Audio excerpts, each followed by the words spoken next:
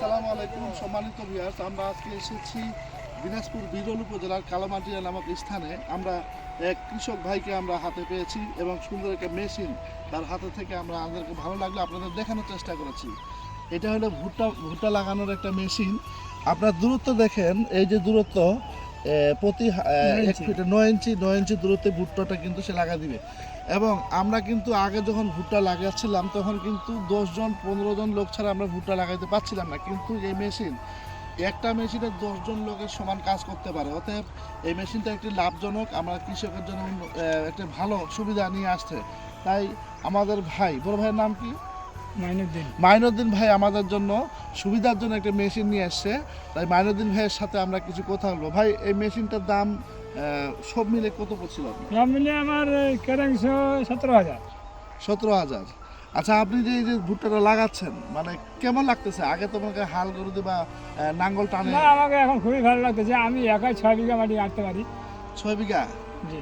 একাই 6 বিঘা যখন আপনি লাগাচ্ছেন, তাহলে তো অনেক টাকা সেভ হচ্ছে হ্যাঁ, আমাদের অনেক জন্য, টাকা। তাই না?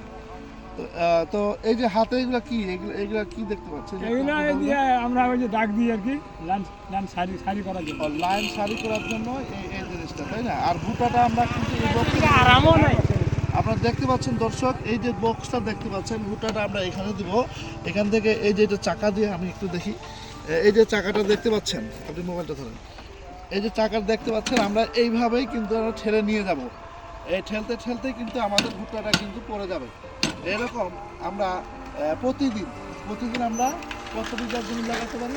আমরা 12 বিঘা লাগাই এখন। 12 বিঘা জমি কিন্তু একাই সম্ভব এই মেশিন দিয়ে। সবাই এই ভিডিওটা যদি ভালো থাকে, অবশ্যই আমাদের দেশ বাংলাদেশ কৃষি প্রধান দেশ। আমাদের বাংলাদেশের মানুষ 85 বা 85% মানুষ কৃষির উপর নির্ভরশীল। তাই এই ভিডিওটি যারা যেখান থেকে দেখবেন, দেশ ও দেশের বাইরে, মোবাইলে কিংবা টেলিভিশনে, সবাইকে জানাই সাদর সম্ভাষণ এবং আমাদের ভিডিওটা সবাই সর্বোচ্চ শেয়ার করে বাংলাদেশের উন্নত সমৃদ্ধিশীল শহরে পরিণত করতে সহযোগিতা করবেন। আল্লাহ হাফেজ। বুঝলেন?